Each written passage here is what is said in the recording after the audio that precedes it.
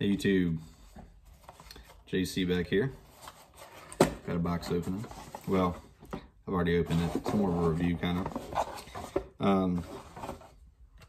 Not really completely 100% in-depth review. I'm just kind of reviewing my thoughts on the knife, I guess. I'm not going to do the specs on it. You can look all those up if you want. But anyways, this is what we got here. Launch 15. So this knife just evidently got released. I ordered it last month from Knife Center, and I emailed them literally like a couple days ago saying, hey, I was just wondering if there's an update on the release date yet from Kershaw. And they sent me back this long email saying, oh yeah, it's not in our control, it's in Kershaw's control, it's yada yada. I mean, which I don't care, that's fine. I just want to know if they had any kind of update on it yet. I understand it's not their fault. I understand Kershaw sends them the knives before they can ship them. But anyways, they sent me back a nice email basically saying, no, there's no release date. And literally the next day, I got the email saying that it had shipped. And I live in Spotsylvania, Fredericksburg, Virginia. It's kind of the same area. And it shipped that next day, and I got it yesterday. So I kind of been messing around with it, you know, looking at it. Did a small little short on it. But anyways, let me get this box out of the way. So I'm not sitting there messing with that. But this is what we got. And this thing is really beautiful. One thing that struck me as soon as I grabbed it, I gotta look up, I think it's micarta. It looks like micarta, but the micarta they used is extremely soft. So when you're gripping this thing, and you know, you can see there, it's pretty snappy. This is not ProTech snappy, but it's snappy enough. But yeah, the micarta on this is beautiful. They got some real nice jimping up top. You can see that, there we go. The blade on this, I like how they blackened and tumbled it. It just goes really, really well with it. Yeah, I'm really impressed with this. I mean, being a Kershaw, kind of struck for loss for words, to be honest with you, because, you know, Kershaw is not really known for making classy knives per se. This to me is kind of classy. I'll be wearing this out and different things like that. Obviously, Virginia, you can't conceal carry them, so it has to be exposed. So it'll just be, that's why I carry knives with a clip on them. I don't like carrying the traditional style knives in my pocket because Virginia is really weird as far as concealed. You can conceal a gun pretty much anywhere, but except for, you know, public facilities type, not public facilities, but government facilities. But gun laws are really, really weird. They've always been that way. We just got allowed to carry them last year, July 22. But anyways, aside from that, this knife really is beautiful. I should have brought my scale out here. I didn't. Like I said, you can look up all the specs. But as far as the weight goes, it feels perfectly in your hand. I mean, the weight of it is just well balanced. It's not too heavy, not too light. Doesn't feel like it's going to crumble in your hand being that light.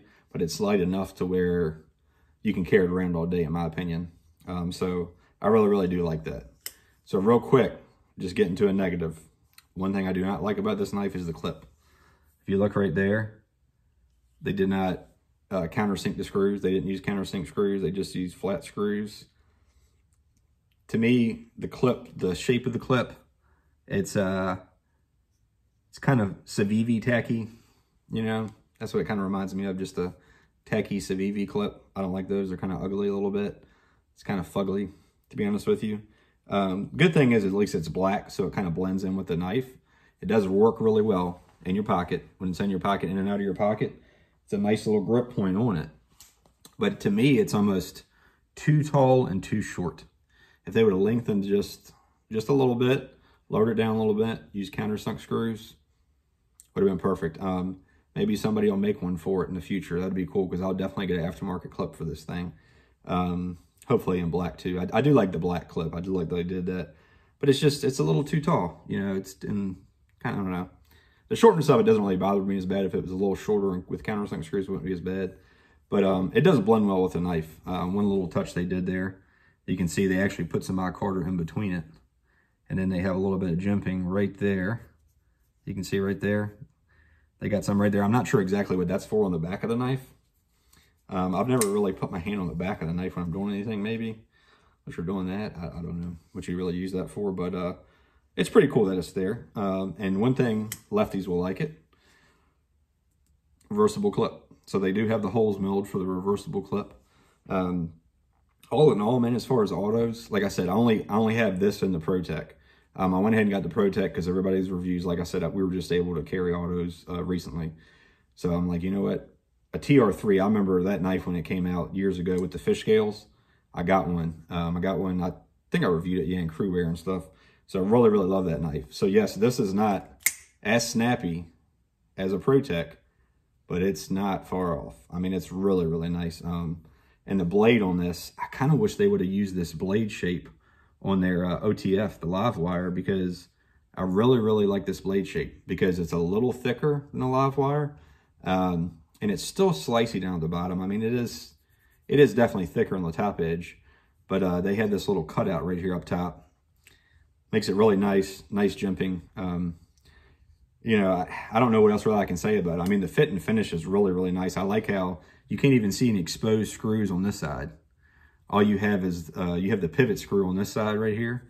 And on this screw, of course, you know, you have two back here and you get the clip screws, which you can't really see the clip screws because the clip's kind of in the way. But these could be a little flusher too, to be honest with you. But, you know, that's not a big deal because the clip kind of takes up for it. But yeah, the fact that you can't even see anything on this side but a button, that's just really, really nice. You know, this is really a sexy knife. It really is. And I love playing with it. I love using it. They have a little cutout right there for your finger. I wouldn't get too close because where the troll is, it might nick you right there. But yeah, all in all, I'm really blown away. And you know, what pees me off about oh, by the way, real quick, the sharpening. I know I complained a lot. Well, not a lot, but I kind of complained about the sharpening. I'm sorry, they use the machine sharpening, thank you. They machine sharpen these, obviously, but the live wire is so thin, they basically just screwed up the tip of it, which I'm gonna go ahead and resharpen anyways. They only did it to one side, so one side's kind of off. You know, it's like they held it too long on one side. But anyways, this, I would say they did an 8 out of 10 on sharpening. Really, really nice sharpening job on this. So, you know, it is what it is. Like I said, I'm gonna resharpen my live wire, but you know, you would think if they're sending out a knife, you know, that's that much money, that they wouldn't send it to a customer like that. But that's just my opinion on it anyways. But USA made, that's a cool thing. I love USA made knives, always have. That's not all I buy, but it's about 90% of what I have, to be honest with you. I just get excited about the USA made knives. The other ones, it has to be one that I really, really like to get. And it's a Magna Cut. Let's see if you can see that right there. I don't know if it's going to focus or not, but yeah, I just have to take my word for it. It's in Magna Cut, and you can see it right by the USA thing there. But yeah, all in all, just a beautiful knife. I want to say this was just over 150, something like that, like 155-ish. Might even been a little under 150, I forget, but I think it was 150.